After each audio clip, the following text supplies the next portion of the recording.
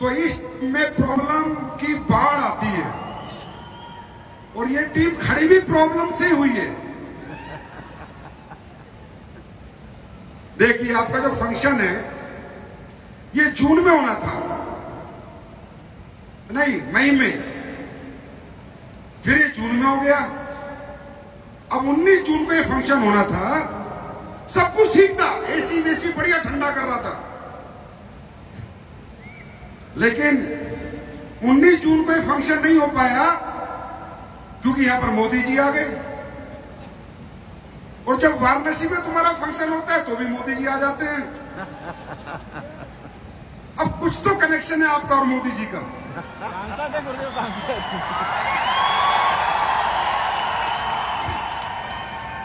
जब मोदी जी दोबारा प्रधानमंत्री बने थे तो वाराणसी के खोल में आपका फंक्शन था, तो वहां भी मोदी जी आ गए।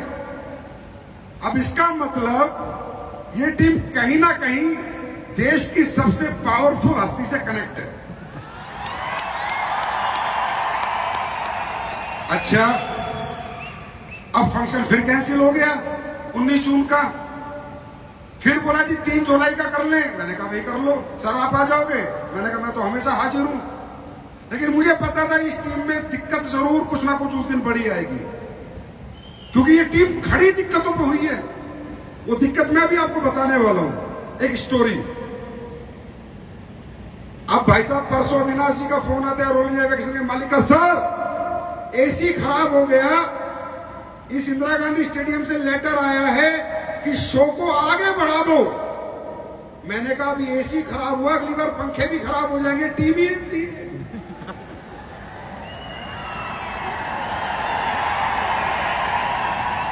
इस टीम की गर्मी के आगे बड़े बड़े एसी ठंडे पड़ जाते हैं। तो मैंने कहा भाई कैसे भी करके फंक्शन कर दे, अगली बार तू कोई डेट लिखेगा तो पता चलेगा हॉल में कुछ और बड़ा कांड हो गया। तो बोला सर आप ऐसा क्यों कहते हो? मैंने कहा तू सुन कहानी, ये टीम बनी कैसे। मैं और महिपाल जी झारखंड के रामगढ़ में थे, किसी के साथ हम काम कर रहे थे, तो अचानक शिव कुमार जी कहते हैं कि संजीव सर आप डायरेक्ट वाराणसी आ जाओ। और मैं आ रहा हूं, शायद वो आ भी गए थे हमें लेने, मुझे ज्यादा ध्यान नहीं है, पुरानी बात है। तो मैंने 5 साल से अपनी जिंदगी में, मतलब 2016 से पहले 5 साल से पहले से मैंने फ्लाइट में ही ट्रैवल करता था, तकरीबन फ्लाइट में। और अगर फ्लाइट नहीं है तो राजधानी तो है ही, नहीं तो कार। तो मैंने कहा बिल्कुल शिव कुमार जी। बोला सर हम लोग वाराणसी में काम शुरू करने वाले हैं और आपको एक बार मैं मिलवाना चाहता हूं अपने लोगों से, तो आप रांची से, रामगढ़ से सीधे वाराणसी आ जाए। मैंने कहा बताइए कैसे आना है। बोला सर थोड़ी सी तकलीफ होगी। और तकलीफ तो इस टीम में शुरू हो गई थी। मैंने कहा क्या? बोला सर ना तो कार का रास्ता है, ना राजधानी का रास्ता, ना कोई फ्लाइट है। मैंने कहा फिर कैसे आना है? लोकल बस में चलना है सर।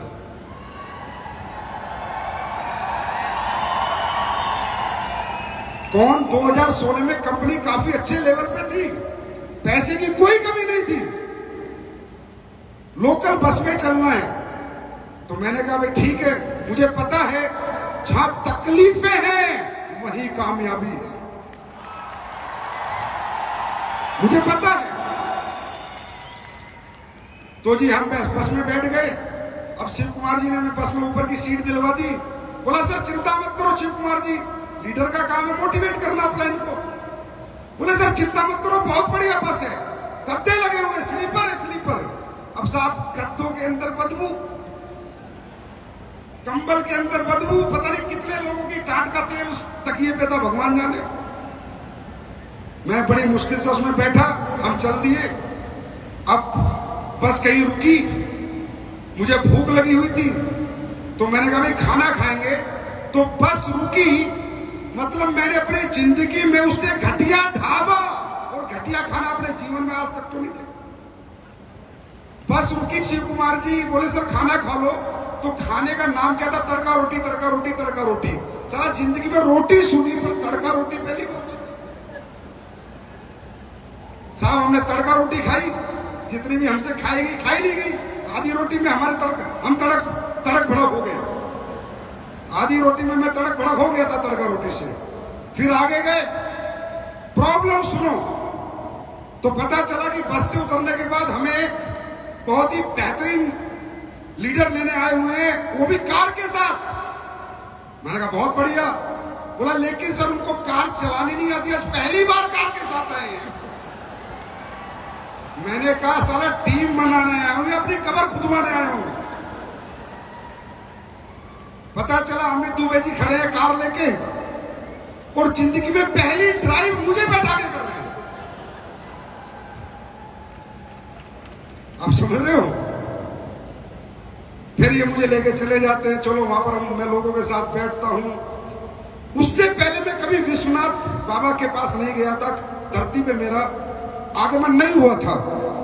लेकिन जब मैं उस धरती पे गया तो मुझे एक बात तो पता चल गई, संजीव बाबा विश्वनाथ की सख्त जरूरत है।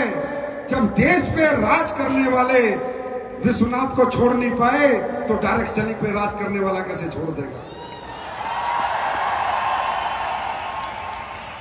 और भला हो बाबा विश्वनाथ का, जब से कंपनी ने वाराणसी में शुरुआत की है, जैसे मोदी जी जीतते जा रहे हैं, असली बीएसपी जीतती जा रही है।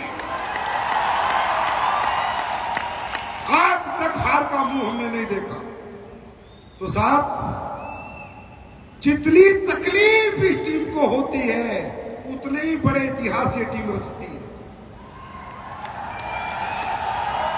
अब जब से मैं आया हूं मैं देख रहा हूं टकाटक टकाटक टकाटक टकाटक टकाटक यही चल रहा है। और मैं ये भी देख रहा हूं ये चल रहा है, 2 घंटे से चले जा रहा है, बंदा भाग नहीं रहा, पीछे नहीं हट रहा। तो ये क्या हो रहा है? ये क्या गर्मी कह रही है हार? नहीं हारूंगा, नहीं हारूंगा, नहीं हारूंगा और नहीं हारूंगा और नहीं हारूंगा और नहीं हारूंगा। दोस्तों ये जिद और ये जुनून ही आपको आगे लेके जाएगा। ऐसी गर्मियों की क्या औकात जो इंसान के मर्द की गर्मी को बुझा सके।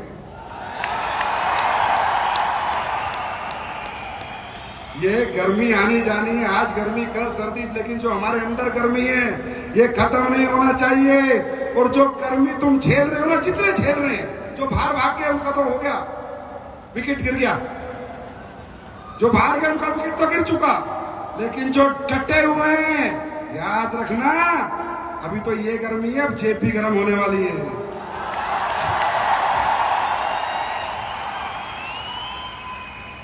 तो भाई जब जब आपका प्रोग्राम होता है तब तक मुझे पता होता है कि होने वाला क्या है। और अब ये भी पता है कि आज के बाद ये टीम क्या करने वाली है, ये भी पता है। तो सबसे पहले बहुत बहुत धन्यवाद आपका, आप सब यहां पर आए।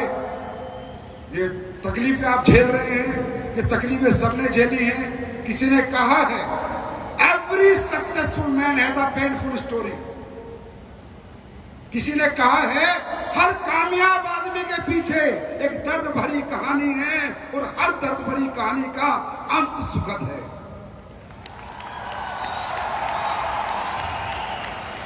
तो आप सब जो भी तकलीफ अपने जीवन में झेलेंगे, जितना लड़ेंगे उतने ही मजबूत होंगे। हमने भी झेली है, पूरे पूरे पसीने में होंगे। मैंने कहा आपके यहाँ तो मैंने सब झेला है।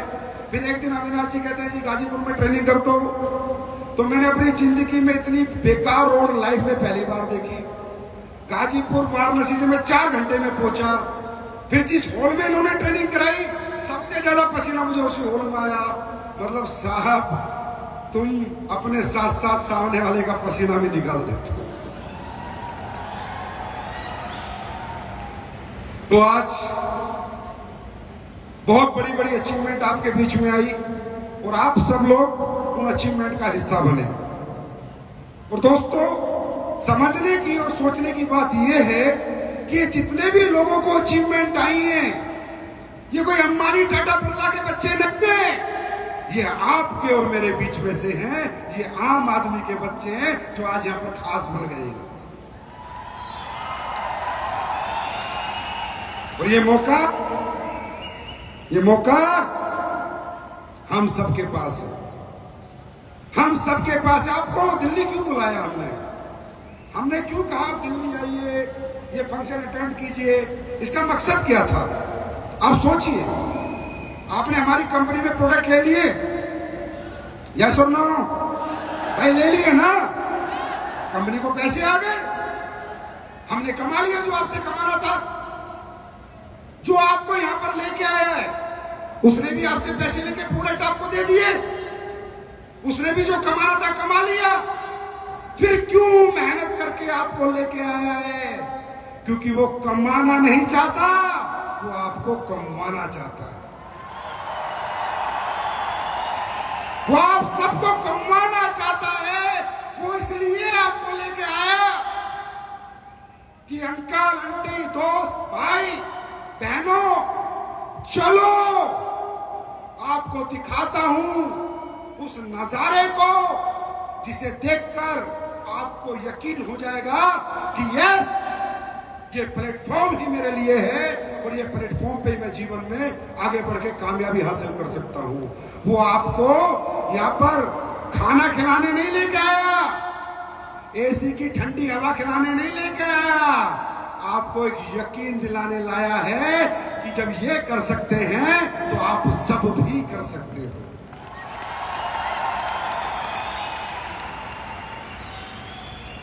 तो एक बात याद रखना, ये दुनिया अलग है।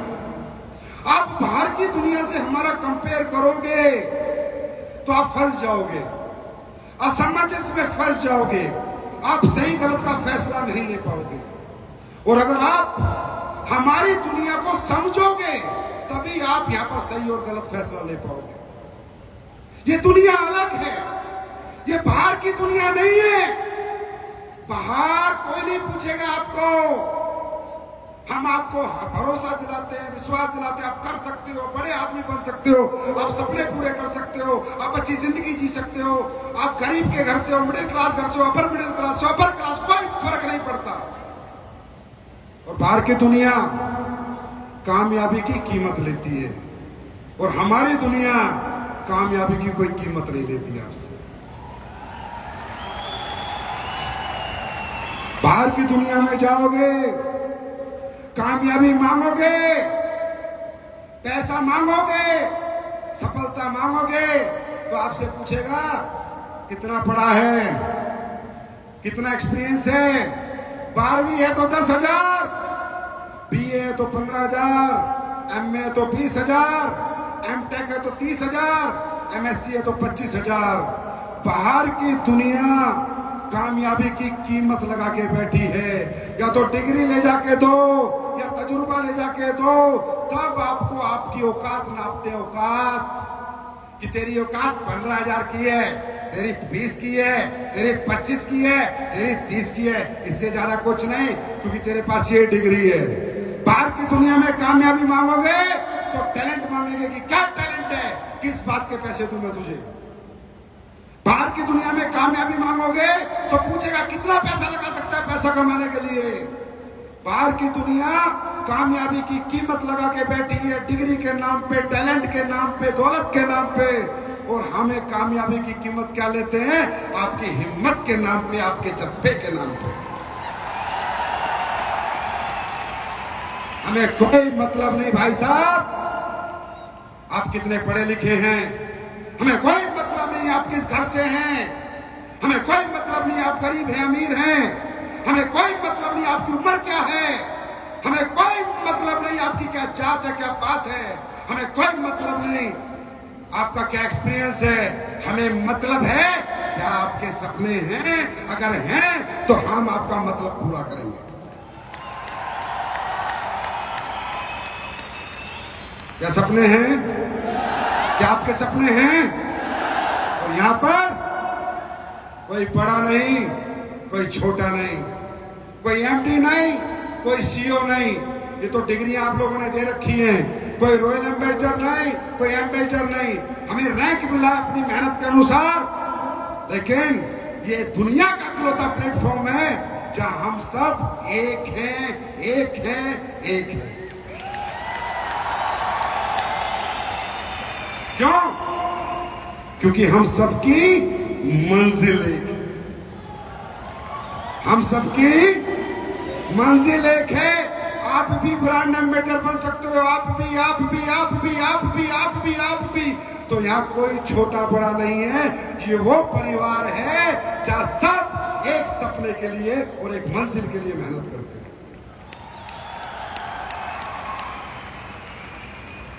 ऐसी दूसरी दुनिया इस दुनिया में नहीं बनी है।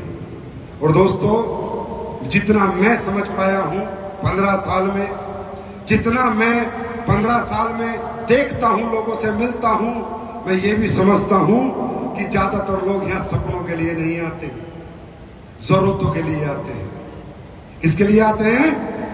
जरूरतों के लिए आते हैं। और जरूरतों की कोई कीमत नहीं होती। जरूरतों की कोई कीमत नहीं होती। मैं आप सबसे पूछता हूं, क्या आपके घरों में भी आज तकलीफें हैं या नहीं? परेशानी है या नहीं? जरूरतें हैं। कोई किराए के घर पे रहता होगा, किसी का 1 कमरे का घर होगा, किसी का 2 कमरे का घर होगा, किसी कोई मोटरसाइकिल पे होगा, कोई साइकिल पे होगा, कोई कार में होगा, किसी के बच्चे अच्छे स्कूल में होंगे, किसी के सरकारी स्कूल में होंगे, किसी के माँ बाप बीमार होंगे। कोई ना कोई जरूरत, कहते हैं जरूरत ही आविष्कार की जननी है। और इस दुनिया में कोई भी आदमी अगर प्रयत्न कर रहा है, प्रयास कर रहा है, मेहनत कर रहा है, तो अपने परिवार की जरूरतों के लिए कर रहा है, ना कि सिर्फ सपनों के लिए। किसके लिए कर रहा है? सिर्फ जरूरतों के लिए कर रहा है दोस्तों, ना कि सपनों के लिए। तो एक बात याद रखना, ये व्यापार, ये डायरेक्ट सेलिंग इंडस्ट्री हमारा किसी का शौक नहीं है। हमारा किसी का शौक नहीं है। घर घर जाना, लोगों को समझाना, लोगों को प्रोडक्ट बेचना, उनसे पैसे लेना, ये किसी का शौक नहीं है। ये शौक बनाना पड़ता है क्योंकि इसके सिवा कोई रास्ता नहीं है। इसके सिवा कोई रास्ता नहीं है। ये हमारी मजबूरी है। तो दोस्तों, एक बात याद रखना, तुम तो 8-9 घंटे की गर्मी झेल रहे हो, वो भी करोड़पति अरबपति बनने के लिए झेल रहे हो। करोड़पति और अरबपति बनने के लिए झेल रहे हो। अगर जरूरतों की कीमत पता करनी है तो उस फौजी से पूछो जो जैसलमेर के 52 डिग्री टेम्परेचर में पूरी गर्मी का मौसम निकाल रहा है, सिर्फ इसलिए कि परिवार की जरूरतें पूरी करनी है। अगर जरूरतों की कीमत का अंदाजा लगाना है तो उस व्यक्ति से पूछो जो सऊदी अरेबिया में, दुबई में 3 साल से मजदूरी कर रहा है और 3 साल बाद आके अपने बच्चों से मिल रहा है। गर्मी के 48 डिग्री टेम्परेचर में ये लोग, ये हिम्मत, ये जज्बा सिर्फ दौलत के लिए नहीं लाते, अपने परिवार की जरूरतों के लिए लाते। दोस्तों, लड़ाई अगर दौलत की होगी तो हार या जीत हो सकती है, और लड़ाई अगर जरूरतों की हो गई तो पक्का जीत ही होती है।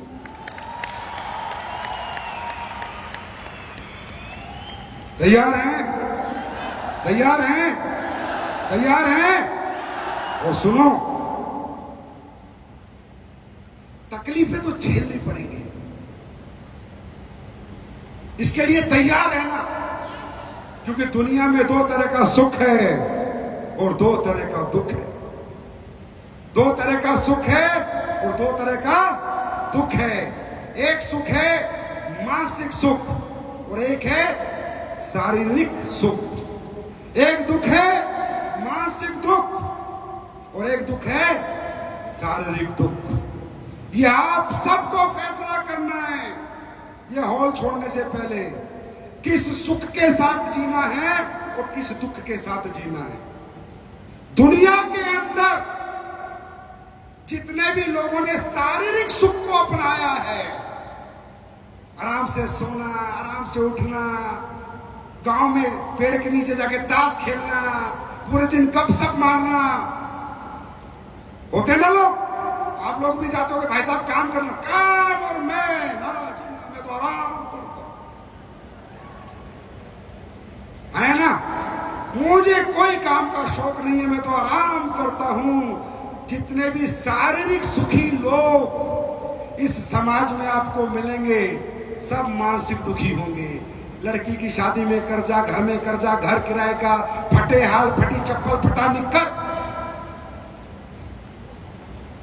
शारीरिक सुख वाला हमेशा बोलता रहेगा गवर्नमेंट कोई योजना नहीं ला रही, कुछ फ्री नहीं कर रही, पेट्रोल का रेट महंगा हो गया, दालें महंगी हो गई।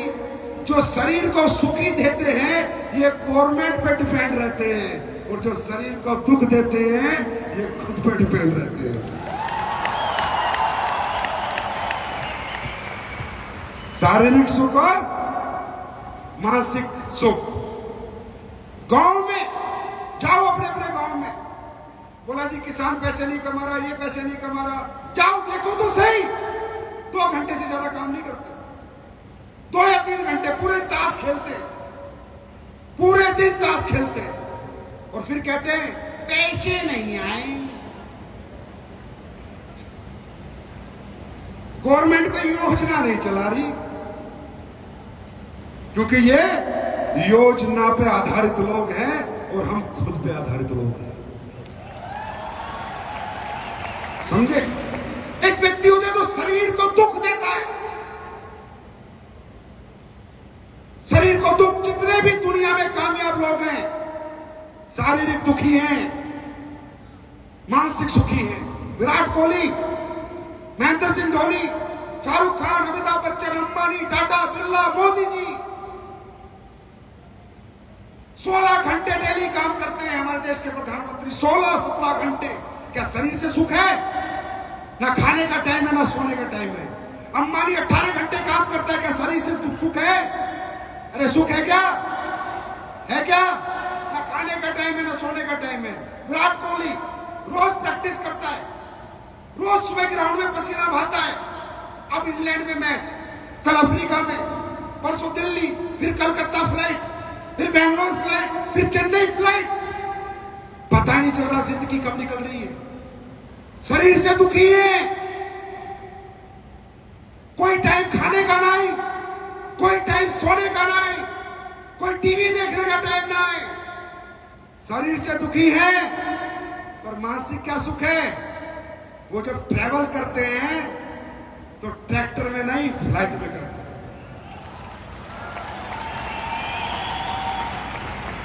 वो जो खाते हैं वो मजबूरी का नहीं, मर्जी का खाते हैं। जो शरीर को दुख देते हैं, वो जो पहनते हैं वो मजबूरी का नहीं, मर्जी का पहनते हैं। अंडरस्टैंड? और शारीरिक दुख है। अब मोदी जी से कोई कहे सर आपको 16-17 घंटे अपने शरीर को इतना भी सुख नहीं देते, शरीर से दुखी है, पर मानसिक सुख क्या है?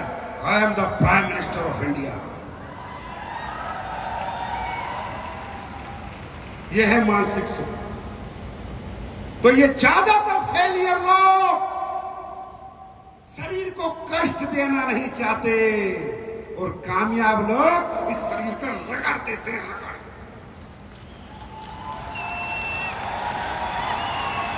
और जो जितना घिसता है उतना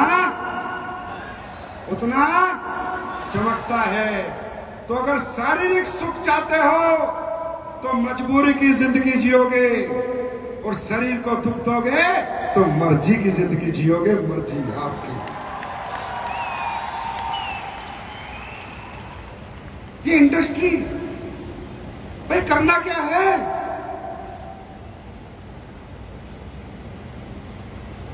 शरीर को दुख दे रहा हूं।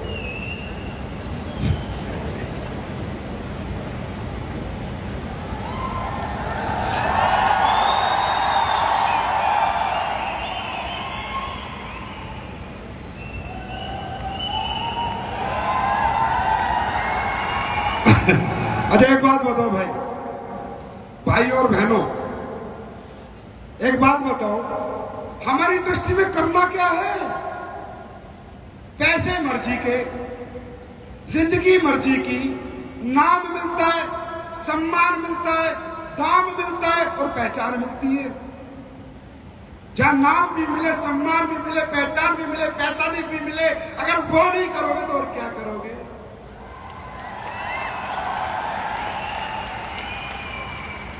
अरे हो गए दिल्ली में 2-2 हजार करोड़ के लोग, पड़ोसी नहीं जानता कौन है। हम कमाते हैं 2 लाख, पूरा हिंदुस्तान जानता हम कौन है। वो सब यहां मिलता है। और ये सब पाने के लिए करना क्या है? सिर्फ मानसिक रूप से मजबूत होना है। मानसिक रूप से मजबूत होना है। शारीरिक रूप से तो तुम बहुत मजबूत हो, क्योंकि तुम बर्गर की औलाद नहीं, असली आटे की औलाद हो।